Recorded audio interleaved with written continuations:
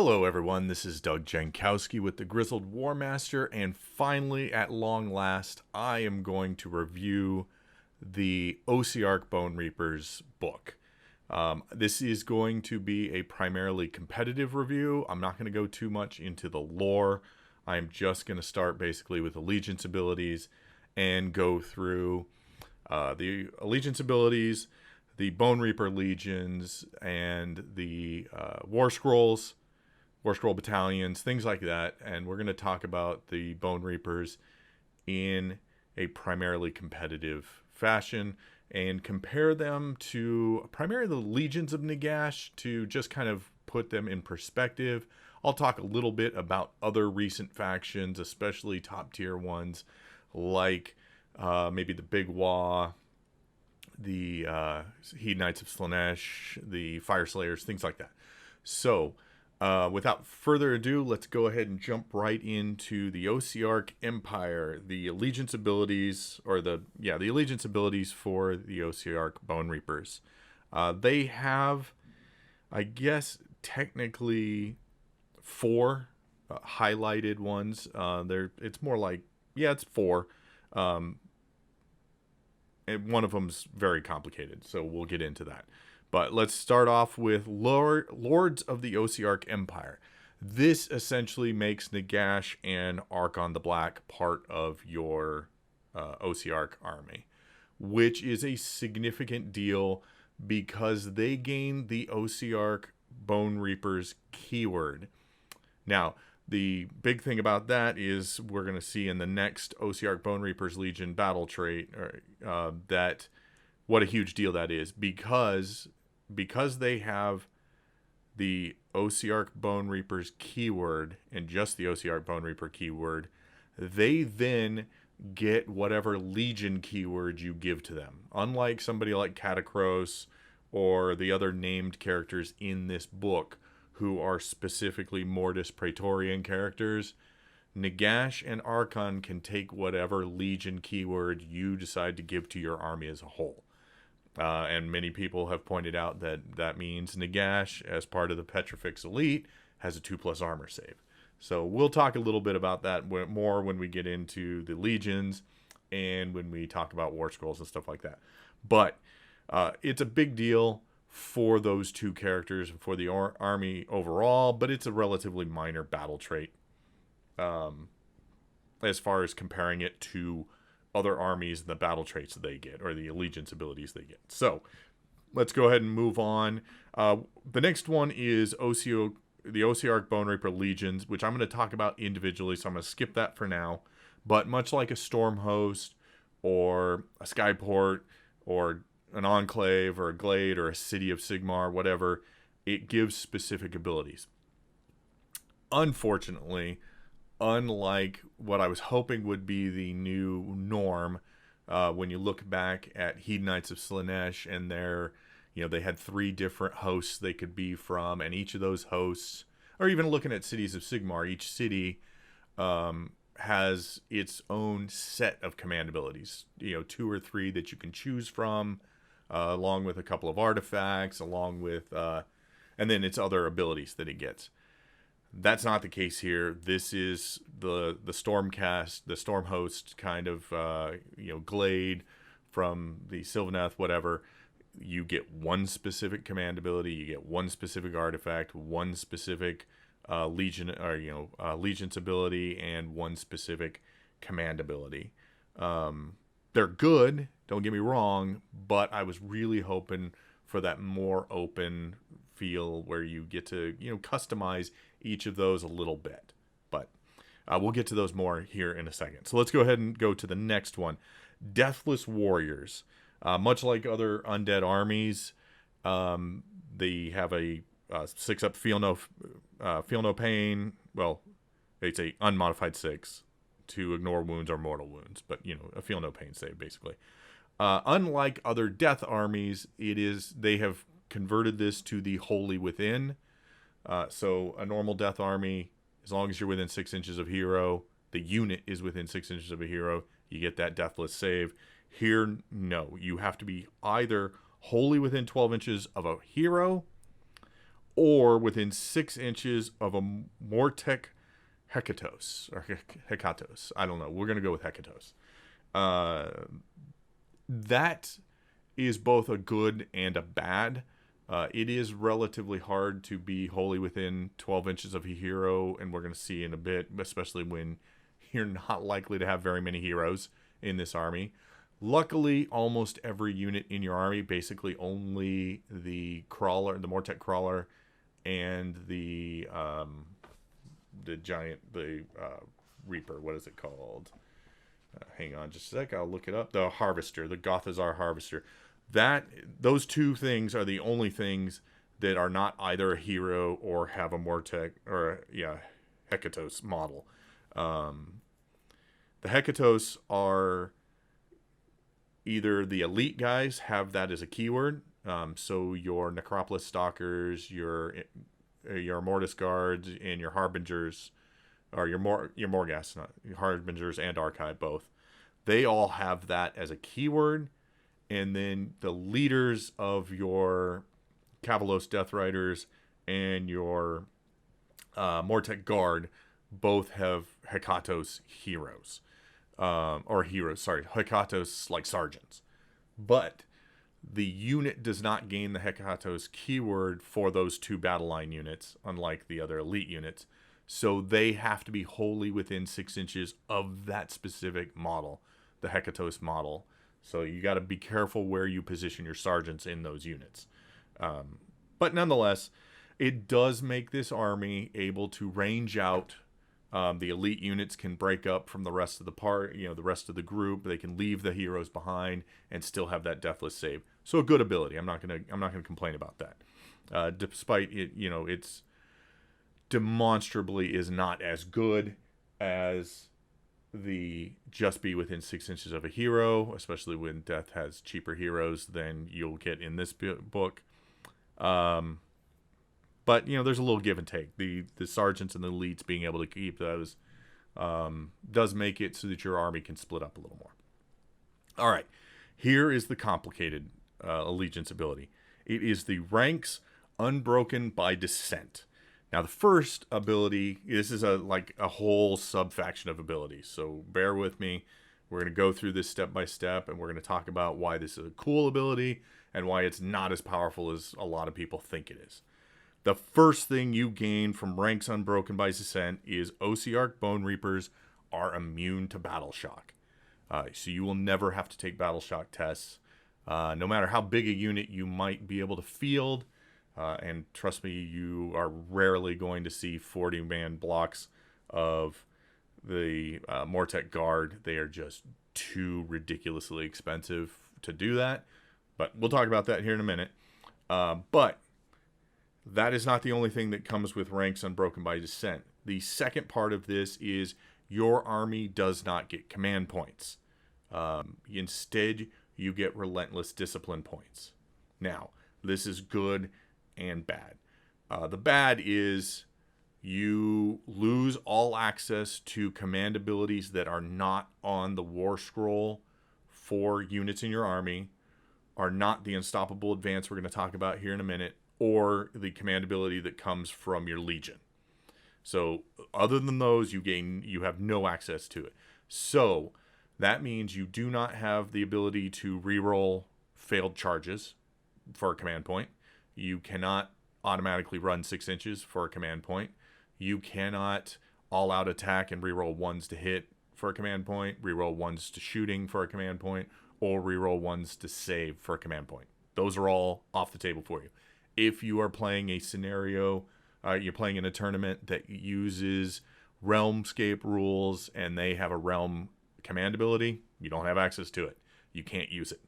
So that is a drawback. Don't let people fool you that this isn't all positive. There is a drawback to not taking battle shocks and not and having these relentless discipline points instead of command points. On the positive side, though, you get relentless discipline points a lot. Well, a decent amount every turn. You get them at the beginning of the battle round, not at the beginning of your turn. And you basically get 1 for each hero in your army, 1 for each liege. So if you have a liege, that's actually going to get you 2 points because he's both a liege and a hero.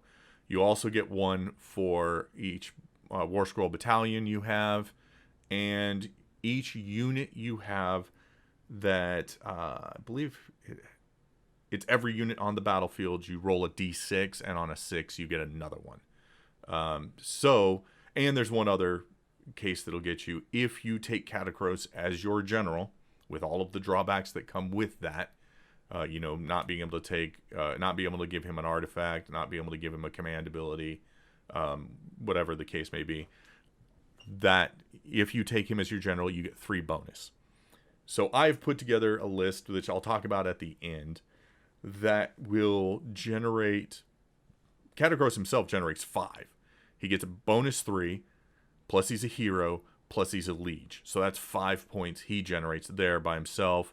My list has 1 other hero that takes you up to 6, and the army has 2 heroes, 3 battle line, and 3 other units. So that's 8d6 I get to roll to get another one. So on average, I'll get another one.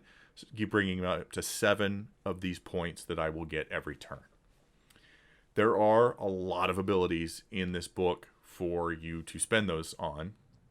And some they last until the next hero phase. Some are just for the specific phase they're in. A lot of people are going on about how great Mortek Guard are, and we're going to get into this. One of the abilities they have is they can spend a Relentless Discipline point to reroll saves. Doesn't say failed saves, just to reroll saves.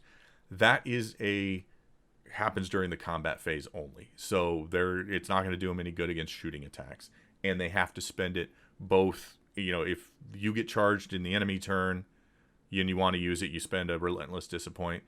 And then if you're still in combat when it comes to around to your turn in that same round, you're going to have to spend another one. So those things can eat up points pretty quickly. The other thing you're going to get here, and we'll talk about, that's the command abilities. Almost every War Scroll has a command ability that can use these points, and we'll kind of touch on those as we go through it. But the entire army has Unstoppable Advance. Now this is kind of, I see this as the way to make up for you can't auto 6 a run roll. This helps you get it to where you get an average. And I'll explain that in a sec. Basically, Unstoppable Advance is you pick a friendly unit that either has the Hekatos keyword, is wholly within 6 inches of a friendly Mortek Hekatos, or wholly within 12 inches of friendly hero, and you add 3 inches to their move characteristic. They can still run or charge if they didn't run. It does not count as a run roll. So your basically slow army, your base troops, the Mortek Guard, are 4 inches. Katakros himself is 4 inches. Then some of your elite stuff is 6 inches.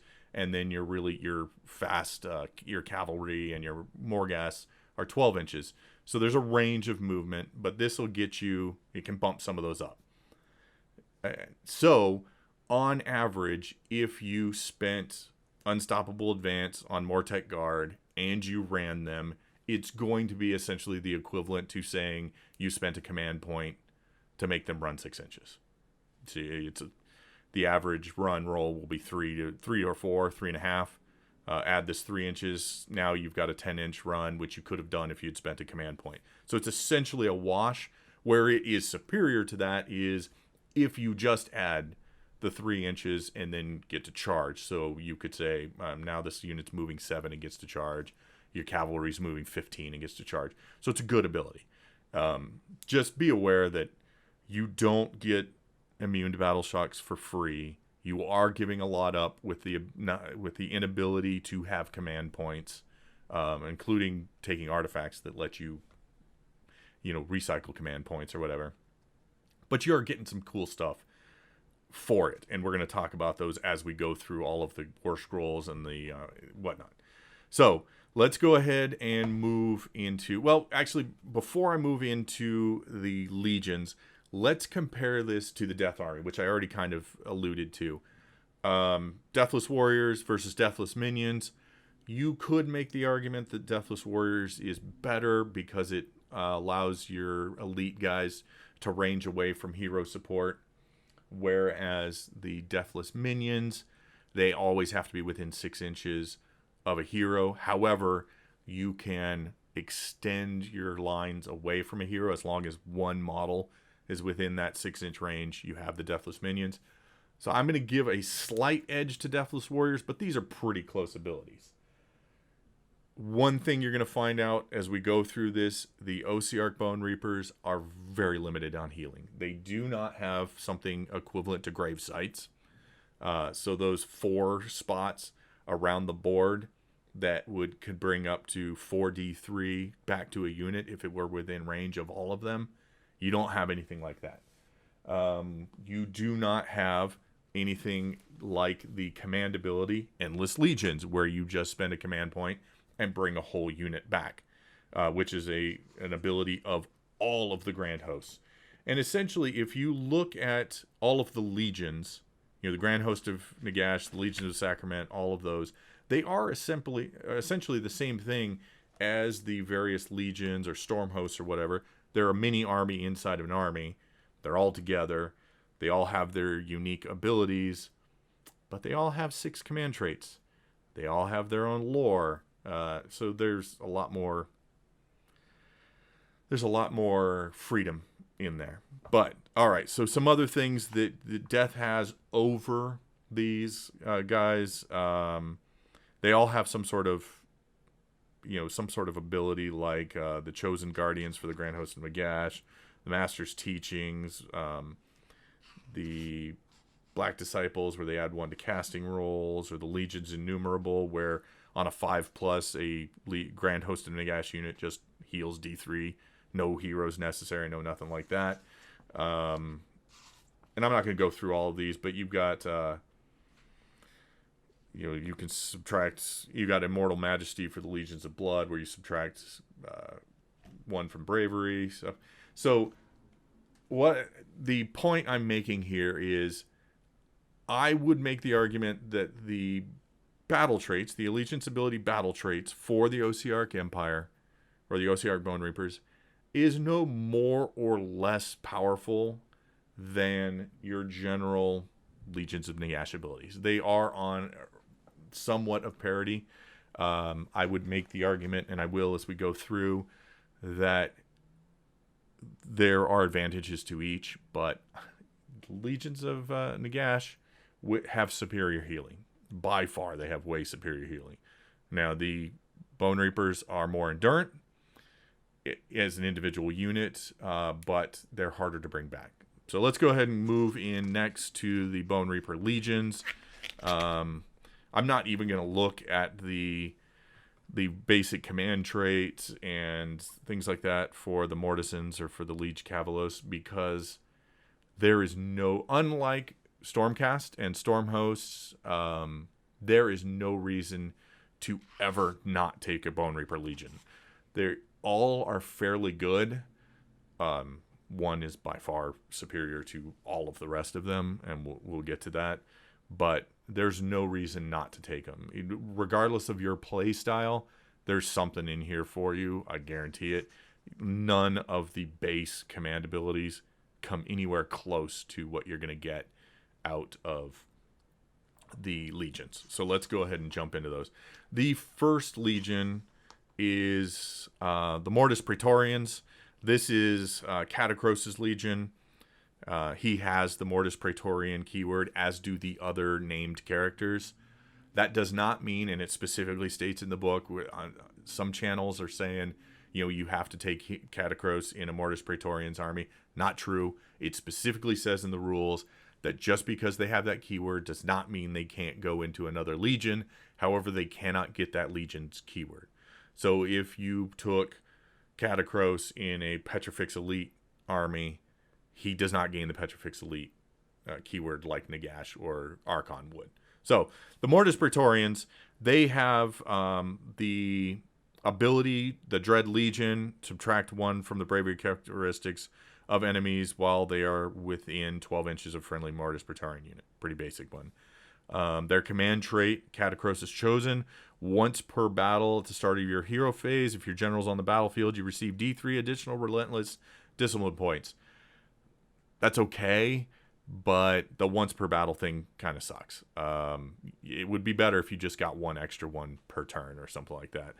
There's a spell that gives you D3 more, so things would have to be very weird, like you had a very specific plan that required you to spend a specific amount that you weren't going to get, that to make this worth taking, in my opinion.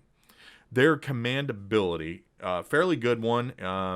Again, it's got the same restrictions as a lot of those stuff. Be wholly within 6 inches of a Mortek Hekatos, or have the Hekatos keyword, or be wholly within 12 inches of friendly hero.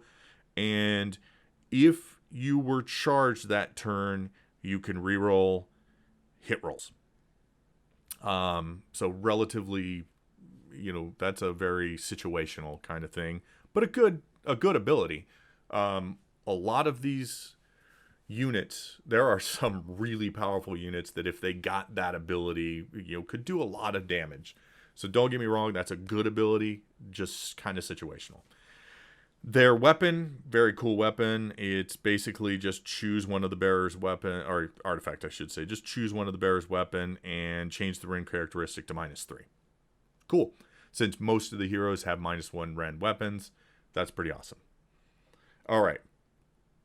Let's move on to the elephant in the room. What pretty much everyone who's not trying to play a specific, trying to game a specific style, everyone's going to take Petrifex Elite. Let's just, it is likely you will see 75% of the armies out there, I would say, are probably going to be Petrifex Elite.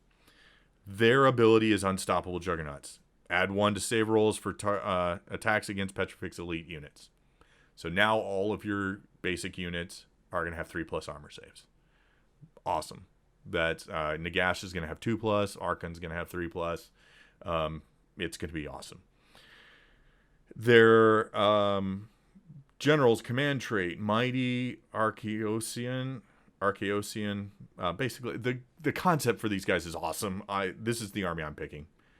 Before I even knew what all of their abilities were going to be, just the description. They're made out of fossilized bone, so it's super like rock hard. That's why they get the +1 save roll, lore wise.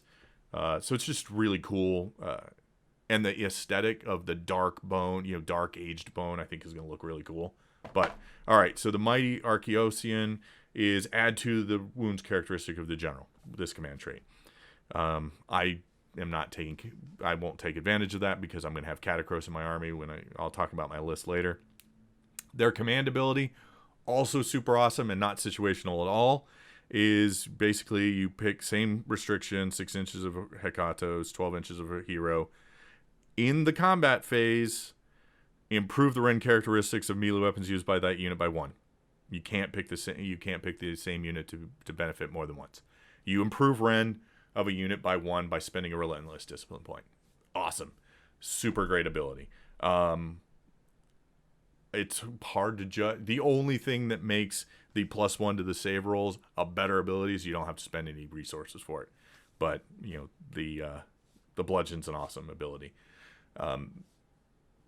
So then their artifact is Godbone Armor. The first wound allocated to the bearer each phase is negated. So these are the super endurant ones. They are going to last on the battlefield. So, all right.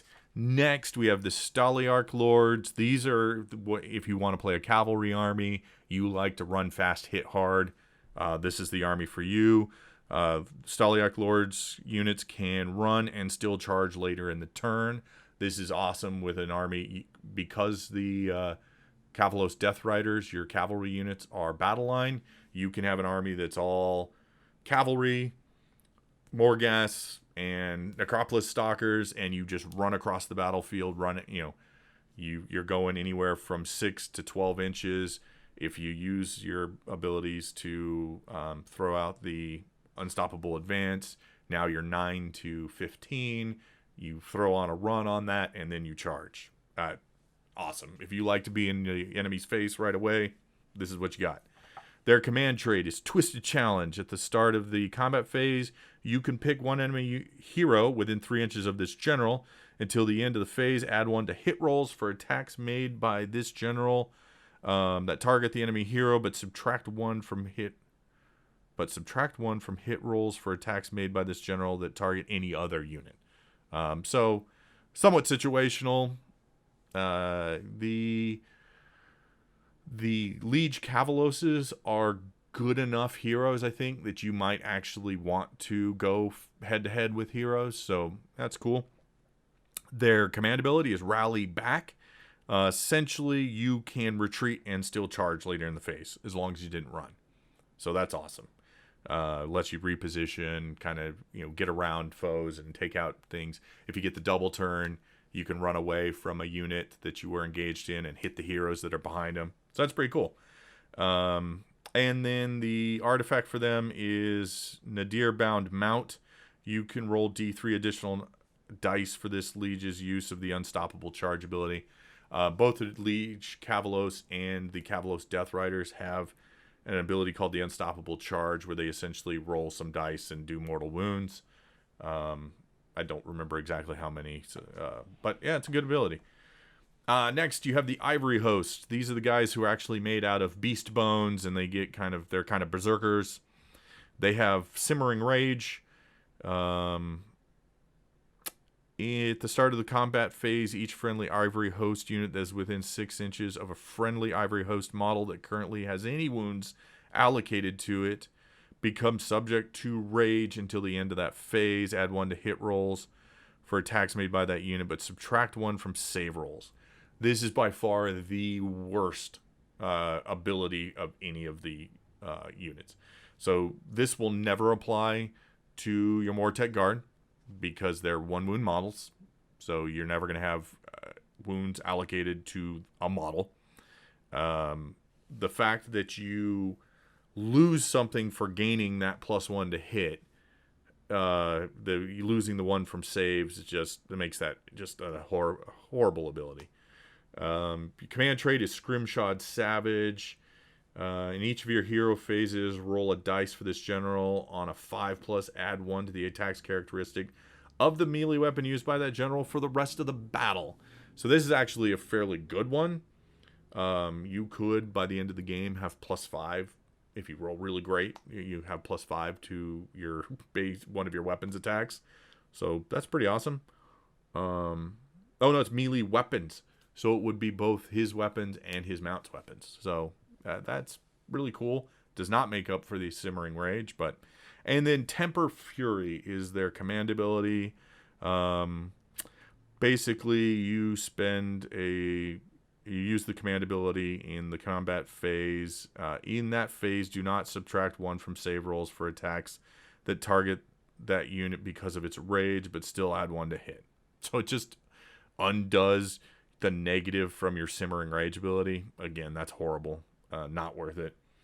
And their artifact is the Beastbone Blade. Pick one of the bearer's melee weapons, add 1 to the attack's characteristic. I don't see anybody ever taking this Legion. It's horrible. It's not great at all.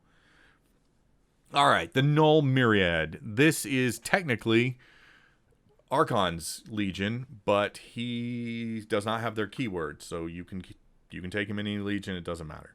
But their ability is they ignore spells or endless spells on a 5+. And it's you can roll this dice, so you don't roll it when you're affected by friendly spells. You do roll it when you're affected by enemy spells. So that's awesome. I'm going to skip to their command ability. It's Hold Fast. Basically, you can increase that to a 2+ instead of a 5+. So if you know you're going to get hit by an endless spell or a spell of some sort, you throw that up, and you are pretty resilient against that. The command trait for their general is the Unsettling and Sinister. Subtract 1 from hit rolls for attacks made with melee weapons that target the general. In addition, subtract 1 from bravery characteristics of enemy units while they are within 3 inches of the general. Yeah, that's not bad. And then this is the anti-Gortrek weapon, the Baleful Blade. pick one of the bearer's melee weapons. Do not make save rolls for attacks made with that weapon, and wounds inflicted by that weapon cannot be negated when they are allocated to any model. The wounds can be healed later in the battle. This is the you get not, no, you can't, you don't make saves at all. So that means you can't have wounds bounced back at you. You get past any after saves, any kind of ethereal. It doesn't matter. They just don't get a save at all against it. So Gortrek, Nagash, what do you call the Hearthguard Berserkers, anything like that. No saves at all. Just boom, take some hits. So not bad. That's probably my second favorite. Well, no, actually, I like the Staliak Lords. I do like their cavalry models. But the Null Myriad are pretty cool as well. And then I've heard a lot of people pretty excited about this Legion. They do have some interesting ideas for builds for it, but the Crematorians, these are essentially walking time bombs. Basically, their ability is Immolation. Roll a dice each time a friendly Crematorian model is slain by an attack made with a melee weapon before the slain model is removed from play. Add 1 to the roll if the slain model was a hero or a monster. On a 5+, pick one enemy unit within 3 inches of the slain model. They take a mortal wound. You explode on them. So that's pretty cool. A lot of people are talking. You throw up a Gothazar Harvester next to him. Every time one of your guys dies, you blow up on a 5+, and then on a 4+, you put your model back from the Harvester. And when your enemy dies from that mortal wound on a 4+, you get a new model. So it could be quite the cycle of destruction here. So interesting. Command traits: Wrathful Avenger. If this general is slain, add 2 to the immolation dice roll instead of 1. And if the roll is successful, inflict D3 mortal wounds. So it's one of those if your general dies abilities. I don't like those, but it's all right. Their command ability is Leveler of Cities. It basically if you use this ability, do not apply cover modifiers for save rolls for attacks made with melee weapons from Crematorian units. That's okay. Searing Blade is their artifact. Pick one of the bearer's melee weapons. Add 1 to the damage characteristic. So, all right. So there's the legions. They're pretty cool. Some are better than others. The only one that's bad is the Ivory Host. But I do want to touch upon the lore of the Mortisans real quick. This is their magic spells. Quick note: Nagash and Archon know all of these spells if they are on the board. They did take away Nagash's ability and Archon's ability to know all the spells of all Death Wizards on the board, but they do now know all of these, the lore of the Mortisans. Another weird note, and we'll see if it's fixed in the FAQ when it comes out, but the Vokmortian character, the special character that came in the Feast of Bones box, who is a named character for the Mortis Praetorians, does not have the Mortisan keyword, so he cannot pick one of these spells. He is stuck with his own crappy spell that you have to be within 1 inch of an enemy to use. And he can cast 2 spells a turn. So, really poorly made decision. I really hope the FAQ actually puts him in the boat with Nagash and Archon, considering his special status as the keeper of the tithe or whatever he is. When I get to his war scroll, I'll know exactly, but he should know all of these, not none of them. But all right, let's go ahead and talk about them. Quickly, we'll get through these. First spell you can know: Arcane Command. If you successfully cast this on a 5, you get D3 Relentless Discipline points. Second one, Empowered Nadirite Weapons. Several of the units in this army have what are called Nadirite Weapons, and that gives them the ability to 6s to hit, explode into 2 hits. Much like the Hedonites of Slaanesh, but they have it just army-wide. These are specific units have these type of weapons. Other units do not. So if you empower your Nadirite weapons, you cause 2 hits on a 5+, unless it is Cavalos Death Rider's Spears on the charge, and then it's 4+. One of their abilities lets them get it on a 5+ when they charge if they're equipped with spears, which are the weapons without rend. But the next one, this is going to be an interesting one because it offers a lot of interesting opportunities. The Protection of Nagash. Basically, casting value of 6. If successfully cast, you roll a dice each time a wound or mortal wound is allocated to the caster. On a 5+, that wound or mortal wound is negated. So note, only the person who cast it can have the Protection of Nagash on them. And it's an extra 5+ save. So it does not override the save they currently have. It adds another one to it. However, if a wound or mortal wound gets through that defense to the caster, that caster, and after all of the wounds are allocated, and if they are not slain, they are then removed from the battlefield and set up anywhere you want, more than 9 inches away from an enemy unit. So, and after the model is reset up, the spell is unbound, so they no longer have the Protection of Nagash. But imagine if you're the second player in a turn or in a round. Your enemy hits you with this, or hits you with something in their turn. Say it's their combat phase, and they hit you, or maybe their shooting phase. You could teleport into their back ranks, and then on your turn, move to within 3 inches, and blam. You're obviously only going to want to do that if you're Nagash or Archon, or maybe the Soul Reaper guy in here who is also a mage, but is a close combat mage. Weird, we'll get to that when we get to it, but it's a cool one. I like it a lot. Reinforced Battle Shields. This is another extra resistance here, but it can only target units that have shields or Nadirite Battle Shields, so that's pretty limiting. Cast wholly within 24 inches. It goes off on a 6+, and it too also gives them an extra 5+ save, but strictly against mortal wounds, not against wounds and mortal wounds. And it is in addition to their normal Deathless Warrior save. Next one is Drain Vitality, which casts on a 6, pick an enemy unit within 18 inches. Until your next hero phase, reroll unmodified hit rolls of 6 for attacks made by that unit, and reroll unmodified save rolls of 6 for attacks that target that unit. It's pretty good, pretty effective. I like that spell a lot. And then finally, the last one is the only one that's a direct damage spell from this lore, and it's not exactly direct damage. It is Mortal Contract. It goes off on a 7, and you pick an enemy unit within 18 inches of the caster. For the rest of the battle, you roll a die at the end of each phase during which any attacks made by that unit inflicted any damage on a friendly Ossiarch Bonereaper unit. On a 3+, that unit suffers a D3 mortal wounds. You cannot pick the same unit to be affected by this spell more than once. You cannot pick the same unit to be affected by this spell more than once per hero phase. That doesn't make any sense. You can't cast the spell more than once per hero phase. So,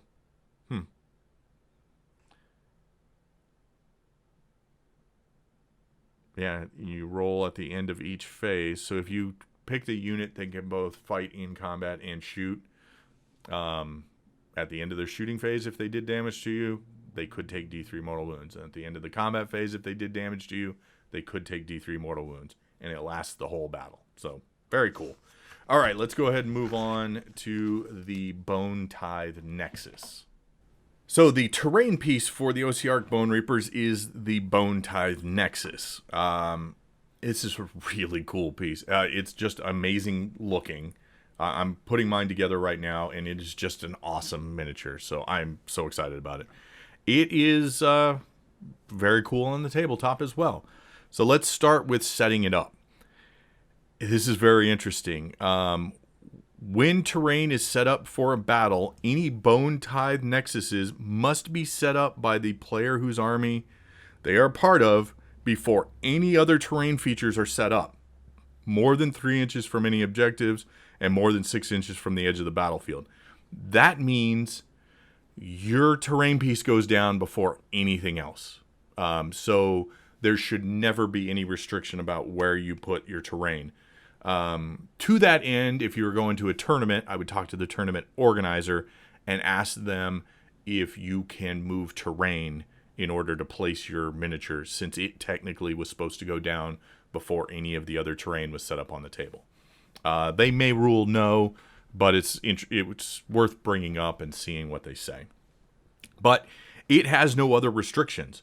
It doesn't have to stay outside of your enemy's deployment zone. It doesn't have to be in yours. It doesn't have to be... There are no rules other than it goes down first. So you can put it wherever you want. You can block lines. You can block lines of movement. Whatever. You're going to want to put this in the center of the table because some of their abilities only have an 18-inch range, where some of the other abilities are more long range. But let's go ahead and talk about those. I do want to note real quick that the little lore bit about it is, I'm going to read it real quick. The Ossiarch Tithe Masters often demand their grisly bounty be left at designated nexus of power. The soul energy and raw bone of these sites can be drawn upon to heal nearby Ossiarch constructs. If the vassals and mortals nearby refuse the tithe or break contract, the statue of the Nexus Heart lets loose its deadly gaze. Sounds really cool. That healing thing, that's not in the model at all. So it's an interesting little fluff text, but it has nothing to do with it. Only the second half has anything to do with what the terrain piece does in this. I don't know if that was a mistake or if they decided halfway through that the healing was too potent and then didn't change the fluff text. I don't know, but there's no healing here. So essentially what this scenery does is it has its deadly gaze. And in your hero phase, you can choose one of the punishments that the Bone Tithe Nexus has and unleash them on the enemy. There is the Punishment of Agony, which is pick one enemy unit wholly within 18 inches. And on a 4+, you subtract 1 from hit rolls for attacks made by that unit until your next hero phase. Very cool, but 50-50 chance it goes off. Punishment of Death.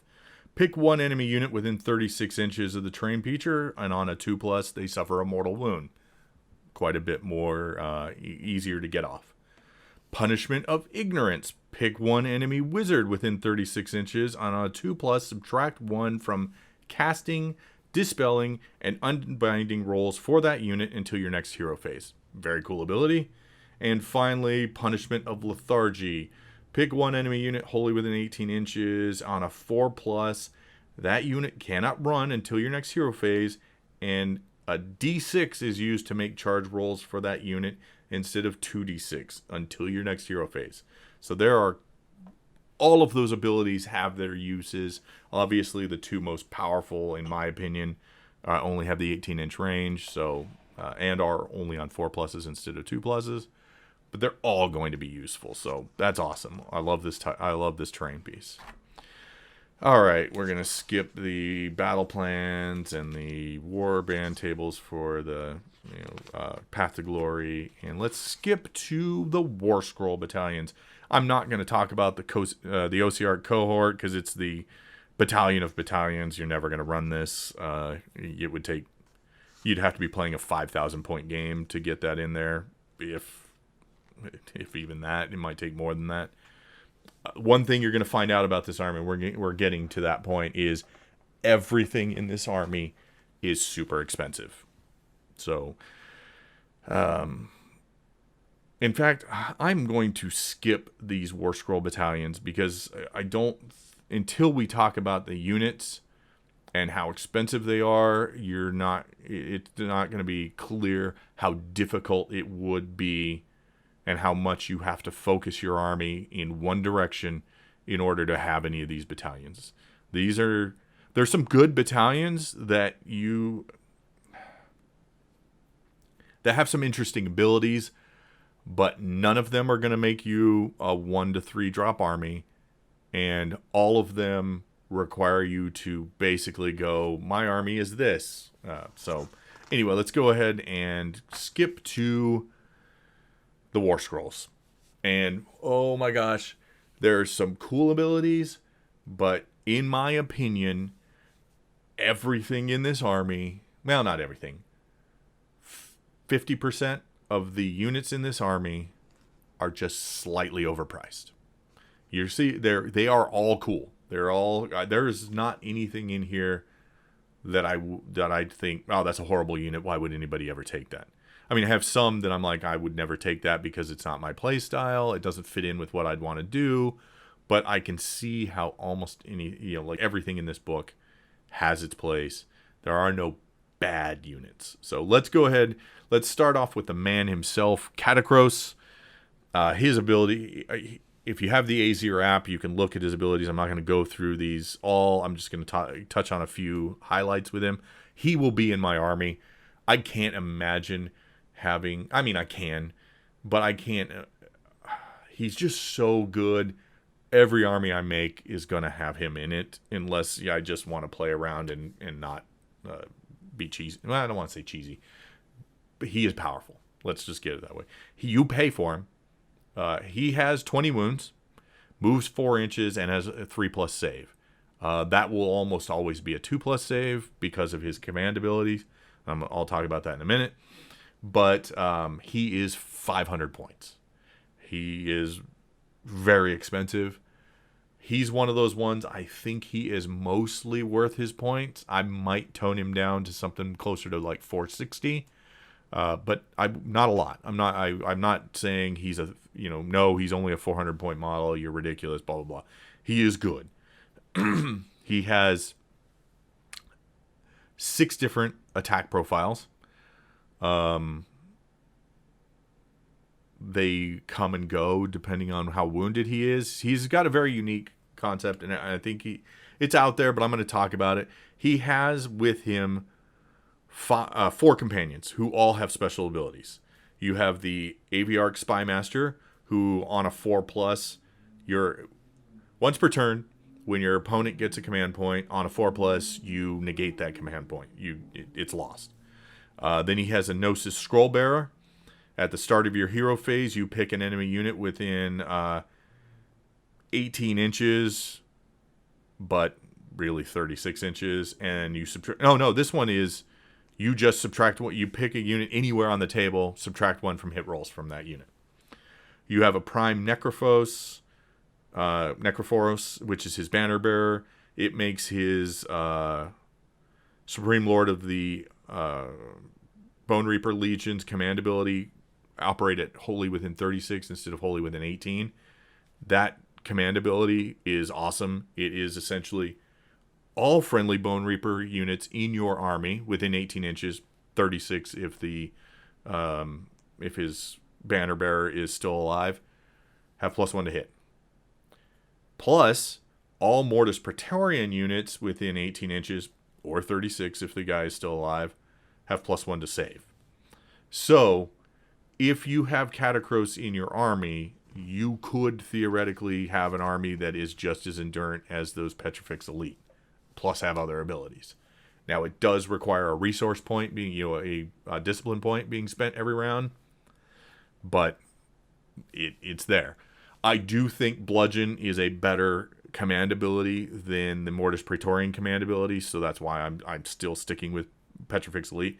But that does mean that Catacross is a 2+ save most rounds, even though he's not a Petrifex Elite because of that command ability. He also has with him what's the other guy? A Legion Mortis, which is just a fighter. The Legion Mortis is he just has dueling blades. He gives him a lot of attacks. The Spymaster, the Scrollbearer, and the Banner Bearer give him all of his special abilities. He does have one other command ability, which is Endless Duty, and that's pick a friendly Ossiarch Bonereapers unit that is wholly within 12 inches of model with the command ability. And you can pick this in the shooting or command phase, or combat phase, and they get +1 attack. You can't pick the same unit more than once. Let's see. He's got Deadly Combination. When he's taken 13 or more wounds, all of his followers have been killed, and now he's fighting on his own. And at that point, he has 4 attacks with his weapon and 4 attacks with the Shield of Mortis, which you can't use before that. And it's Shield of Mortis has 4 attacks when he's at this point. 3s and 3s, -2, 2 damage. And if you unmodified hit roll of 6, just inflicts 2 mortal wounds in addition to any other damage. So it's pretty powerful. He has the ability Mortarch of the Necropolis. At the start of your hero phase, he can heal 3 different units within 24 inches of 3 wounds. They don't roll in this army. It's just 3. It's not D3. However, the only way to heal units in your army comes from 3 named heroes and 1 other hero and the Gothazar Harvester. So there are 5 ways to heal him. One of those is Catacross, who costs 500 points. One of those is Nagash, who costs 880 points now. One of those is Archon, who's a great deal. He's 360 points. He went up 40 points. With the nerf to his command ability and his spell, I don't think he needed to go up that much, but he's still a bargain. And then there's one other hero who they all do multiple, but that hero just does one unit that he's within 6 inches of, heals 3. Or brings back 3 models. So that's it for healing, other than the Gothazar Harvester, which I was telling you about. When a unit dies, I think it's within 6 inches of him, or a model dies within 6 inches of him on a 4+, you bring a model back. Now that can be your guys dying or enemies he's engaged, that are within 6 inches of him. He's recycling bodies. It's not as definite, and it is based on, if your 1 wound model is being killed on a 4+, you get 1 wound back. So just keep that in mind. Those are the only ways. There's no grave sites or anything like that are going to bring them back. So you're going to have a named hero, the one hero who's overpriced, we'll talk about him in a minute, or the Harvester. Those are the only ways to bring guys back. So just know this army does not have nearly as much healing. What healing they have is more consistent, but they don't have as much. All right. I think... Oh, and some of his guys are armed with Nadirite weapons, which we talked about before. All right, so that's Catacross. Like I said, he is definitely awesome. His 4-inch movement, which can be 7 if he spends the points. Again, you're using a resource to get that, though. It's not, So he is relatively slow, but he is a beast. Again, he's not a spellcaster. I think he's a little overpriced, but not terribly so. You got Nagash. We know Nagash. He's been changed a little bit. His big change is that he now can cast... He and Archon can both cast Arcane Bolt and Mystic Shield as many times as they want to. So that's pretty cool. He can heal up to 5 units anywhere on the board of 3 wounds each. So that's awesome. He is otherwise not really changed at all. So let's go ahead and skip past him. Archon, again, he's been talked about a lot online, but just quickly for those of you who have not heard, his Curse of Years spell now always fails on a 1, so there's no infinite once you get past the 2+. That you infinitely destroy. You just destroy the whole unit. A 1 will always fail, so keep that in mind. He can heal up to 4 units that are wholly within 24 inches of him of 3. Like I said, he knows all of the spells from the lore, and he has the command ability where he can increase the spell range of Death Wizards by 6 inches, friendly Death Wizard by 6 inches. But he can only do that once. He can't spend multiple, relentless discipline points to increase that. So, all right. Archcavalos Xantos is another named character from the Mortis Praetorians. I'm not going to go I'm going to touch on him and the Liege Cavalos together. He's just a named version of it who has a couple extra abilities, but not a lot. Not a lot going for him. So let's...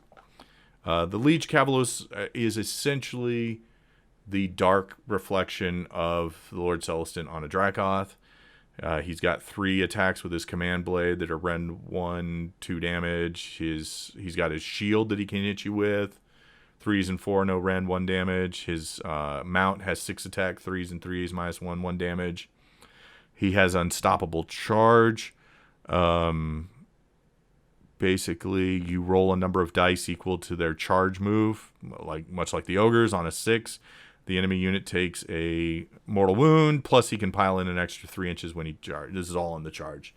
So, 12-inch charge, roll 12d6. Each 6 is a mortal wound. Yeah. The Cavalos Death Riders, theirs isn't as good. We'll talk about. He also has the Endless Duty command ability, giving +1 attack to people. So he's your fast hero to be out there with your elites who are moving fast down the field. All right, let's talk about the other heroes. Try and get through these last little bit fast. I know this is gonna be a long one, but that's fine. I wanted to go in depth on this. So the Mortison Boneshaper, he is much like the heroes from the Stormcast. These are heavily armored heroes, so I believe all of their heroes have a 4+. No, just these two. The Boneshaper and the Soul Reaper both have 4+. They move 5 inches, have 5 wounds. The Boneshaper is the other healing hero.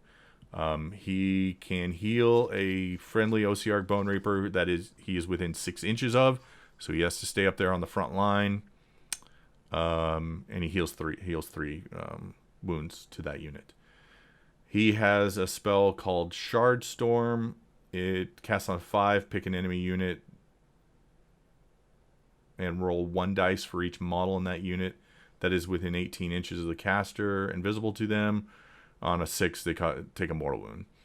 So I want to take a moment to compare the Mortison Boneshaper to the Necromancer. Now, obviously, the Boneshaper has better armor. I believe the Necromancer, let's see if I can find him real quick. The Necromancer has a 6+ save, so, there's no comparison there. They both move 5 inches. They both have 5 wounds. They both have a 10 save. This guy has 2 attacks, 3s and 4s, no Ren, 1 damage. The Necromancer has 1 attack, which has better range. That's 4s and 3s, -1 D3 damage. I'm not going to... Whatever. These guys shouldn't be fighting, so I'm not going to worry about that. They both cast one... No one cast 1 spell, unbind 1 spell. They both can heal, although the Necromancer can pick 2 different friendly units within 6 inches and heal D3, not a straight 3. He also has the ability to pass off wounds on a 4+. So if he is within 3 inches of a unit, he can roll a 4+ and give them wounds he's taken. I would say that's better than a 4+ save. And he has Von Hell's Dance Macabre. Pick a friendly summonable unit within 18 inches. That unit can be chosen to pile in and attack twice in the combat phase. The Necromancer is easily the superior of these two heroes. And I believe that the Necromancer may have gone up 10 points to 120. I'm not positive. But the Boneshaper is 130. And he is the second cheapest thing in this book, unit-wise. Mortek Guard are also 130, and there is a 120-point hero, which we'll talk about in a sec here. But he is overpriced. He is not nearly as good as a Necromancer. I guess his 4+ save is what's making him this. Or maybe it's the straight 3 versus 2 units getting a D3. I don't know, but he's too expensive. He's 120 maybe. I think he should be 110 personally. He's not great. He is an integral component for several of the War Scroll battalions, and other than named characters, he's your only healer. So you're kind of, if you're not going to take named characters, you're kind of stuck taking them. And I think they're too expensive. There's a lot in this book that is too expensive, and I will go through the list in my opinion at the end. You can let me know your opinion down at the bottom. A lot of people will make the case that, oh yeah, but those faction abilities, blah blah blah, they need to... No, models should be based on what the model gives you. Faction abilities should be balanced against other faction abilities, and I would make the argument faction abilities for this faction are no more, maybe even a little less powerful than the Hedonites of Slaanesh, the Big Waaagh, maybe not the Fire Slayers, but the Fire Slayers units are just so good. But anyways, let's continue on with the heroes. We got the Mortison Soul Reaper. He's a close combat mage, take that for what it is. I mean, he's kind of like a Cairn Wraith. If he hits unmodified hit roll of 6 with his scythe, inflicts 2 mortal wounds instead of normal damage. He does have 2-inch range scythe, 3 attacks, 3s, -1, 2 damage. So, I mean, he's got 4+ save, 5 wounds. He is okay in combat. He re-rolls hit rolls if he's targeting a unit of 5 or more models because of his Soul Reaper, the Reap Like Corn, basically, ability. He's a wizard who can cast 1 spell and unbind 1 spell. And his spell is roll 1 dice for each enemy unit within 3 inches. Or roll 1 die for 1 enemy unit within 18. On a 1, nothing happens. On a 2 to 3, it takes a mortal wound. On a 4+, it takes D3 mortal wounds.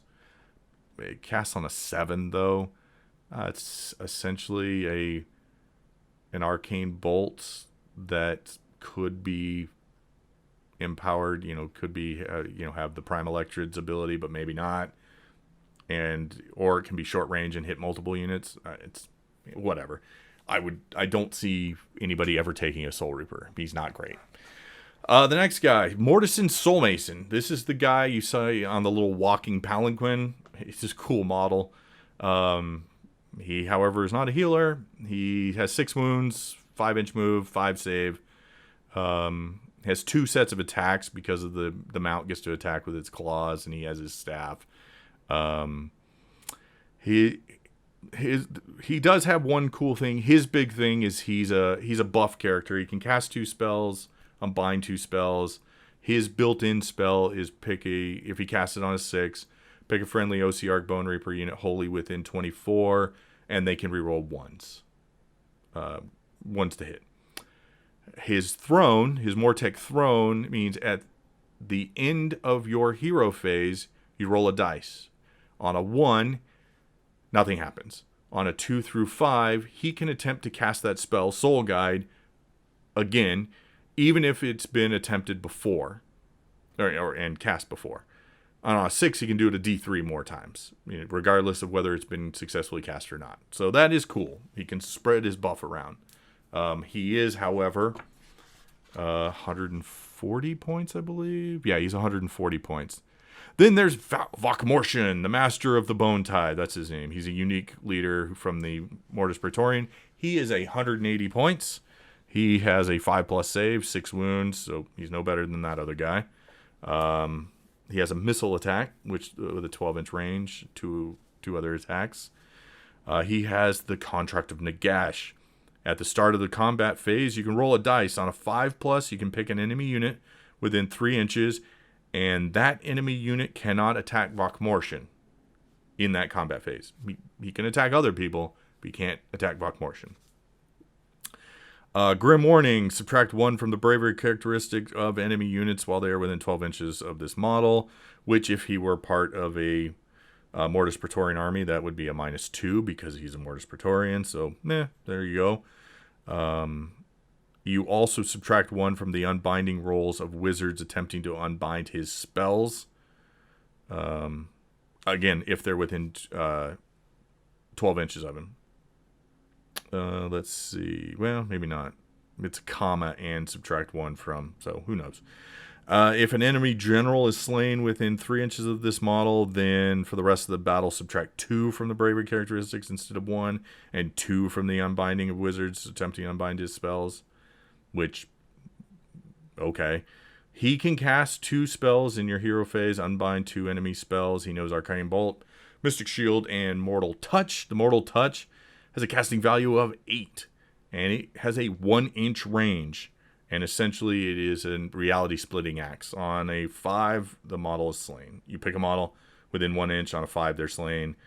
Range of this spell cannot be modified, so Archon can't push it out to 7 inches.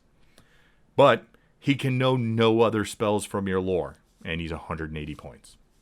So they need to fix him somehow. Either he gets to pick a spell, he knows them all, he's cheaper than 180 points. I don't know. I still wouldn't take him if he couldn't know any of their spells. I don't know what the deal with this guy is.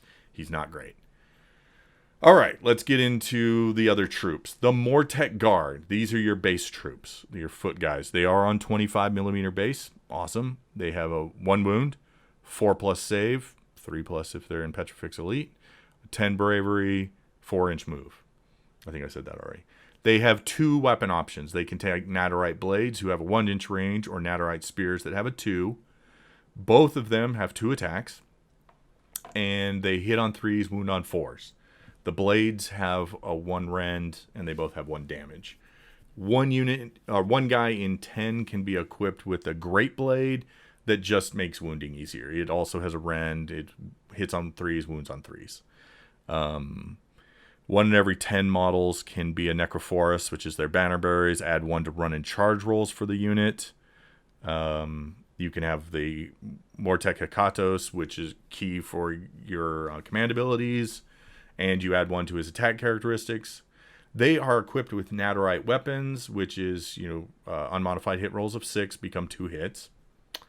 And finally, they have the command ability Shield Wall. You can use this command ability at the start of your command phase. If you do so, pick 1 friendly Mortek Guard unit, blah, blah, blah. They can reroll save rolls for attacks that target that unit until the end of the combat phase. So these guys are pretty cool. However, they are 130 points for 10, which is overpriced, in my opinion. They're too costly. I probably wouldn't balk at 120. Yeah, I think 120 is probably fair. 130, they're saying they're as good as Sequitors, which is just not the case. They don't have as good a special. They are essentially the same stats. Well, let's work this out. The Sequitors have better movement, same number of wounds in a unit, 10 wounds, 10 wounds. Same save, 4+ save. Better to hit. But these guys could stack more attacks into the unit, but don't have the great blade, the great maces going for them. So the damage output is close to the same when you consider that they have 4 to wound versus 3 to wound. Their damage output is potentially pretty close to the same. However, and they do have the ability to, unmodified hit rolls of 6 can explode. So in a unit of 10 guys making 20 attacks versus a unit of Sequitors who are only going to make 10 attacks, but more than half of those attacks will cause 2 damage instead of 1. In those 20 attacks, 3 of them statistically would explode. So when all is said and done, you are coming approximately to the same amount of damage, but not really. I think you'll still find the Sequitors are going to, come out ahead in that. And the Sequitors can choose whether to channel into their weapons or their shields to reroll all hits or all wounds. And even if they choose all hits, they're always rerolling 1s as long as they have shields in their unit. They don't get the +1 to run and charge, but they also have the ability for them to be made to run 6. So that's kind of a wash in that sense. You're not spending a resource to give them their special ability. They just have it. They have another special ability that's only good against demons and Night Hunt. But when it comes down to it, these guys just, I don't think they justify 130 points. 120 I would be okay with. But 130 I think is too expensive. And this is the cheapest unit you can buy in their army. Aside from a 120 point hero, this is the cheapest thing you can buy in this army. This is a ridiculously elite army. There are no filler troops for these guys. Another thing we'll talk about here. Well, I'll bring it up now. They can't have allies. They do not have any allies. No undead can ally with them. As long as you don't have Archon or Nagash, you could theoretically take mercenaries, but you cannot take allies. So they have no cheap screening troops. These Mortek Guard are essentially their screening troops.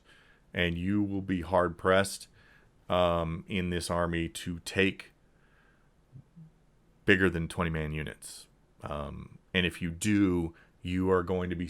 If you do take huge units like 40-man units, 30-man units, whatever, that means you're sacrificing either your good heavy-hitting monsters, not monsters, but your heavy-hitting units, or you're sacrificing healing by not taking those cool named characters. So there's a lot of restrictions in this with how expensive these guys are. So just keep that in mind when you're thinking about the competitiveness of this army. They lack some diversity that would help them be as well balanced as some other armies can be.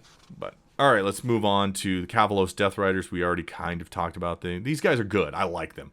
They are 180 points, so they're a little expensive, but they got 3. It's a unit of 5 with 3 wounds each, so they're 15 wounds in a unit. So for 180 points, 15 wounds, not bad. Definitely, in comparison to the Mortek Guard, they are easily worth 50 points more than those guys. They have a 12-inch move. They've got 2 attack profiles, their mount and their blades or spears. In this case, for the mounts, I'd give them spears because of the ability for their Nadirite weapons to explode on 5s instead of 6s when they charge, or even 4s instead of 6s when they charge, if they've got that spell on them. So that's pretty awesome. And when you put them in a Petrifex Elite army, you can give them the bludgeon ability that gives them then rend on both the spears and the hooves and teeth. So not bad. They also can have the Necrophoros that gives them the +1 to run and charge, particularly good with a unit like this. They can have the Hekatos, who gets an extra attack with his blade or spear, and keys off their abilities. And then they have Death Rider Wedge, which is a command ability. It's similar to the Liege Kavalos. Basically, after you finish a charge, you pick one enemy unit within 1 inch of the Kavalos Death Rider's unit and roll a number of dice equal to the number of models in the Death Rider unit. So typically probably 5, maybe 10 if you really go all out on the cavalry. And for each 5+, they're going to take a mortal wound. And you can pile in an extra 3 inches. So it's okay. It's good. I like it. Yeah, they're a pretty good unit. I will definitely be taking some Death Riders. All right, next we're going to talk about the 2 units that are the new units that are Hekatos units, the Immortus Guard and the Necropolis Stalkers. They're that 4-armed kit that we've seen. They're really awesome looking. They look amazing. The Immortus Guard move 5 inches, whereas the Stalkers move 6. They both have 4 wounds, which means they are one of the... We're now getting into units that can't be replaced. Models can't be replaced by the healing abilities of the heroes. There's too many wounds. The Immortus Guard have a 3+ save, which means in a Petrifex Elite army, they would be 2+ save. Awesome. These are the defensive unit that you park near your heroes, and they can take wounds for them. They have very few attacks. 2 attacks with their halberds, 2 attacks with their battle shields. The halberds are good, -2 rend and 2 damage, 3s and 3s. That's awesome. The battle shields are 4s and 3s, no rend, 1 damage. But they have what's called deadly combination. If you roll an unmodified hit roll of 6 for the battle shields, they do a mortal wound in addition. And they have a command ability called Crushing Assault, which lets them attack again with their shield, just their shields, not the halberds. But combined with the fact that they can, you can get that mortal wounds, you're usually going to get 1, maybe 2 of those they come in units of 3, so 6 of those shield attacks, and then 6 of the shield attacks again. Could be good. Their main thing is their soulbound protectors. While they are within 3 inches of a hero, you have to roll a die for any wound or mortal wound that's allocated to that hero. On a 2+, you allocate it to these units instead. Now, the nice thing is, if it's a wound, it's allocated to them as a wound. It's not like those other Guardian units where it's like, oh, if you take a wound, you shovel it off to these guys and they take a mortal wound. It's you shovel off the wounds. So that hero could then have that wound shoveled off to a unit that has a 2+ armor save. So it helps them kind of endure that stuff. But it's pretty awesome. I like them. But even better are the Necropolis Stalkers. Again, 6-inch move, 4+ save, 4 wounds. They can have either a Dread Falchion. 1 in 3 models can have a Dread Falchion. Otherwise, they're armed with Spirit Blades. Skip the Dread Falchion. Just stick with the Spirit Blades. 5 attacks, 3s to hit, 3s to wound, -1 damage, or -1 rend, 1 damage. Versus the Falchions, 3 attacks, 4s, 3s, -2, 2. But they get to choose one of their quadrarch aspects each combat phase. And that can be reroll saves, reroll hits, reroll wounds, or add 1 rend and 1 damage to your weapons. So unless you're eating a charge with these guys, you will almost always choose the precision aspect, increase the rend, and damage. So now you have 5 attacks that are 3s and 3s, 2 rend, 2 damage. If you're Petrifex Elite, you can spend another command point and make them 3 rend, 2 damage. So they would be Stormcast killers at that point. Just boom, every successful hit is a dead Stormcast. Super awesome. I love these guys. They do have a command ability called Hunt and Kill. You pick a friendly unit. They can reroll run and charge rolls for that unit until your next hero phase. In addition, until your next hero phase, when this unit makes a move, it can pass over terrain as if it had the fly rule. So you can just float through buildings and stuff like that, or jump over them, whatever. So rerolling, this is one of the few ways to reroll charge rolls. If you're in a Ossiarch Lord's unit, they can reroll their run and then charge, rerolling those charge rolls. Pretty awesome. All right, let's. I'm not going to go too much into the Morghast Archive, Morghast Harbingers. They are the same as they've always been. 9-inch move, 6 wounds, 4+ save. They either the 3d6 charge or the 5+ to ignore mortal wounds. Let's go on to the Mortek Crawler, one of the craziest units in this book. I have a feeling they are going to change this. The next General's Handbook that comes out. They are crazy good. They are essentially everything from the Immortus Guard on is right around 200 points, except for the 2 Morghasts. They're 210. So all of these big things are 200 points.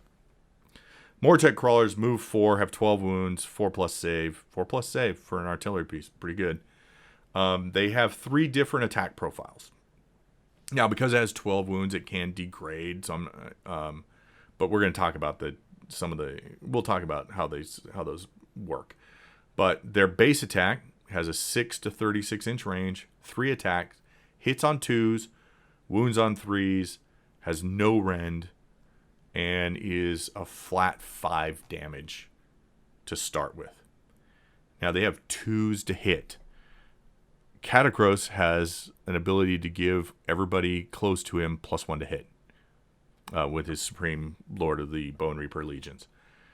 These then become character snipers who, even with the Lookout Sir save or modification, still hit on 2s. Wound on 3s, and against, necromancers, casting heroes who only have 5+, even greater demons who only have 5+. You're gonna sneak in. You're gonna sneak through one of these 3 attacks and do straight 5 damage to them. Awesome. Once per game, they can choose to use the Cauldron of Torment.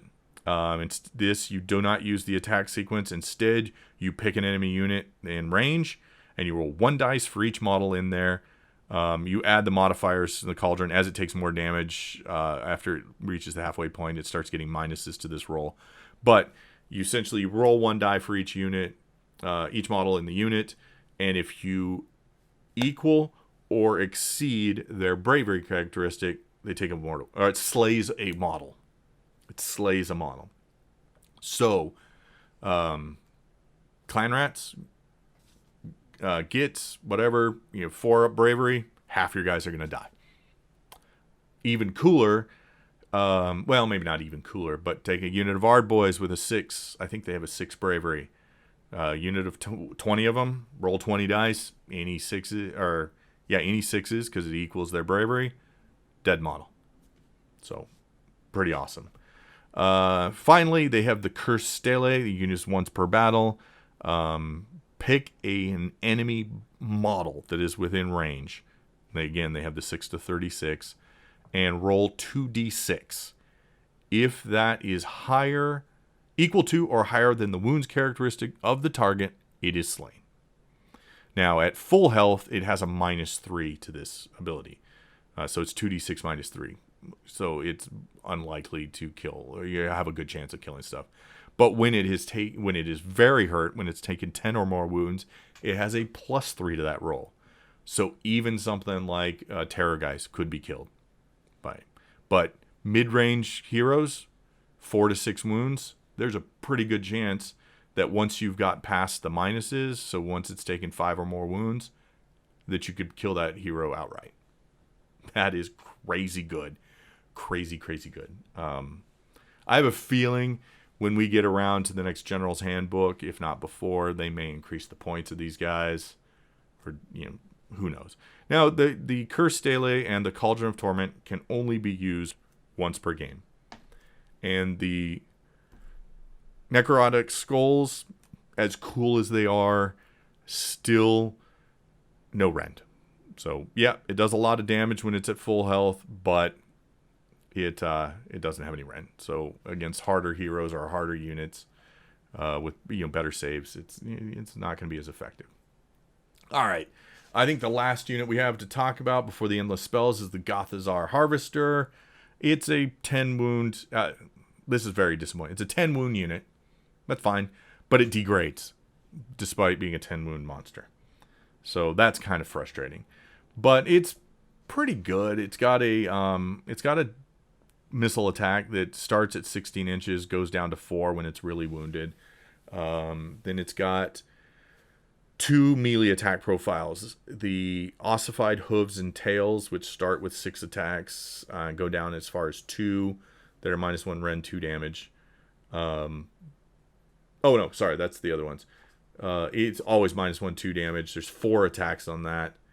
3s and starts at 2s to wound, goes up to 6s to wound when it's really hurt. The other 2 ones are either Soul Cleaver Sickles or Soul Crusher Bludgeons. Bludgeons are always better here. They both start at 6 attacks and go down to 2, 3s and 3s to hit and wound. -2 rend, 2 damage. They're both the same on that profile. Each of them, however, has a special ability. The Bludgeon, on an unmodified hit roll of 6, the attack does 2 mortal wounds and the sequence ends. And the Soul Cleaver Sickles add 1 to hit rolls if target unit has 5 or more models. So I think the Bludgeons are better. And then it has the Bone Harvest ability. Each time a model is slain within 3 inches of this model, so it's even more restrictive.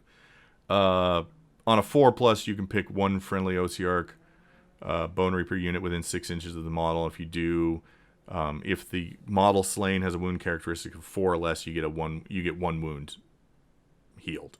If it's 5 to 9, it's D3 wounds healed. If it's 10 or more, it's D6 wounds healed, or models added back to the unit. So the Bone Harvest is relatively restrictive.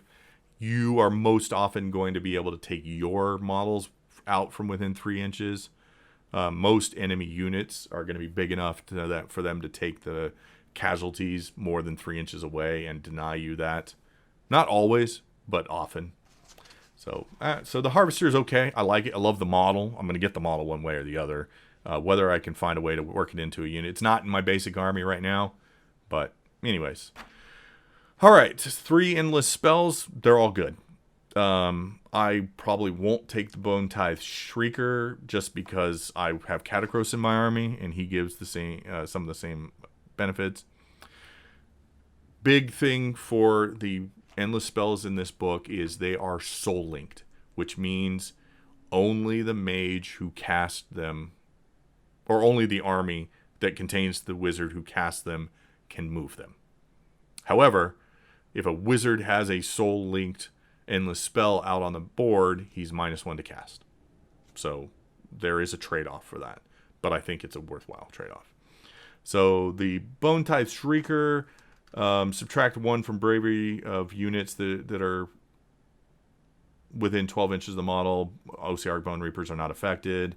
And add 1 to hit rolls for attacks made by Ossiarch Bonereaper units that target a unit that is within 12 inches of this model.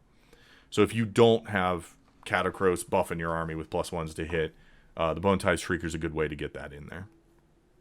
Then there's the Nightmare Predator. Also a cool one. The first one is 5s to cast. You can move it up to 8 inches. So the Nightmare Predator is 7s to cast. It moves 2d6 inches. Has to be set up wholly within 6 of you. So this is a slow one. But it has the Perpetual Hunter ability. You pick one enemy hero to be your prey, and then immediately make a move with this model when you set this up. If this model's prey is destroyed, this model is dispelled. And it's got the Death Incarnate ability. After this model moves, roll a dice for each unit within 3 inches of it. On a 2+, that unit suffers a D3 mortal wounds. If that unit is the model's prey, on a 2+, it suffers a D6 instead of a D3. Now, despite what some people in battle reports and just in general reviews of this book have said, there is nothing in the description of this model that says you have to move towards your prey. You have a chance to do more damage against them, but you don't necessarily have to move towards your prey with the Predator. So just something to keep in mind. All right, and the last one is the Soul Stealer Carrion. This is a pretty cool one. I like it. It's 6 to cast. You can set it up anywhere on the table, and it moves 16 inches and can fly. So it can go anywhere it wants, essentially. At the end of each phase, roll a dice if any chaos, destruction, or order models were slain within 6 inches of this model during that phase. So each phase, hero phase, shooting phase, combat phase, it doesn't matter. Each of those phases you're going to roll. On a 1 to 2, you heal 1 wound allocated to the caster that is soul linked to the model. On a 3 to 4, you inflict a mortal wound to each chaos, destruction, or order unit within 6 inches of the model. And on a 5 to 6, you do both. And that's only the first ability it has. The second ability is, and it's obviously the more important ability, the second ability is anything visible to this model is also visible to the caster that is soul linked to the model. So you have line of sight for spells and things from this model. So that's cool. And it can be set up anywhere on the board and move 16 inches. That just gives so much that it can do. So very exciting for that. All right, so let's do some last minute. Let's talk about points. Let's talk about some ideas I have for my army. And yeah, like I said, in my opinion, everything in this army is just a little, well, no, that's not exactly true. The Immortus Guard, the Necropolis Stalker, the Morghast probably, I'm not real familiar with them, and the Mortek Crawler are not. They are not overpriced. I think their price is fair. And I would say the Liege Cavalos is probably fairly priced. Yeah, I would say he's fairly priced. The others, most of the other stuff, almost all of the heroes except for the Liege Cavalos are overpriced at least to a small degree. And I think the Mortek Guard and even the Cavalos Death Riders I'm more okay with, but they're a tiny bit overpriced as well. So why do I say that? We talked about the Mortek Guard. I think they are closer in ability to Demonettes at 110 points than to Sequitors at 130 points. in their abilities. I just think, I would split the difference between the two of those. I just think they are just a little too expensive. Cavalos Death Riders, 180 points isn't too bad. I'd really like to see really almost everything. If you shave just 10 points off of it, it would be okay. I think Catacross is a little high at 500. Maybe more like 460, like I said. They raised the price of Archon from 320 to 360. He was probably underpriced before, so I'm okay with that. He's really good. I'm not going to comment on Nagash. He's kind of ridiculous. All of the Mortison characters are too expensive for what they do. Their spells are good, but not great. The fact that only one of them heals and the healer is 20 points more expensive than Necromancer, at least how he's priced in the book. I think he's gone up to 120. But the fact he can heal 2 and this guy can heal 1. Yet he's 10 to 20 points more expensive. So it is really hard to build an army with these guys. They're so expensive.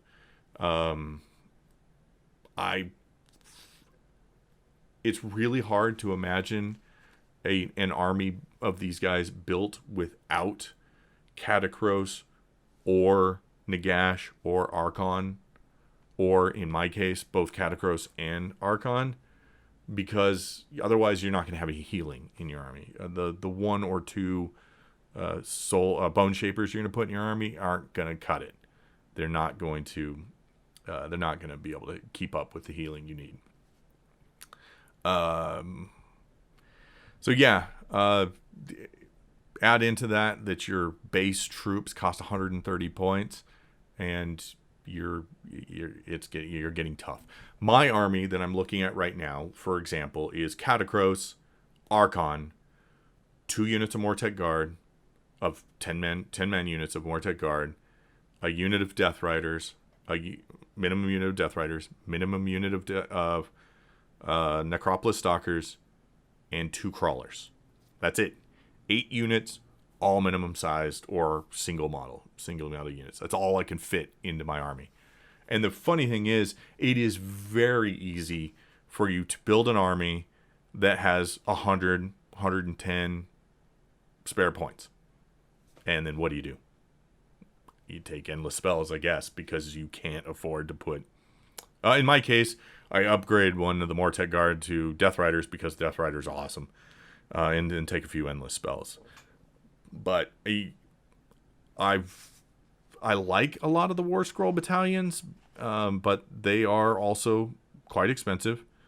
Only one of the... No, I guess 2 of them.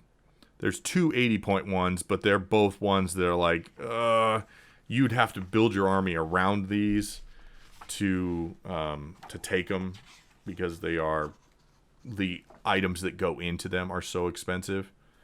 So, for example, the Aegeus Immortal is only 80 points, and it lets the Morghast Archive that's in the unit also use the Soulbound Protector that the Immortus Guard use.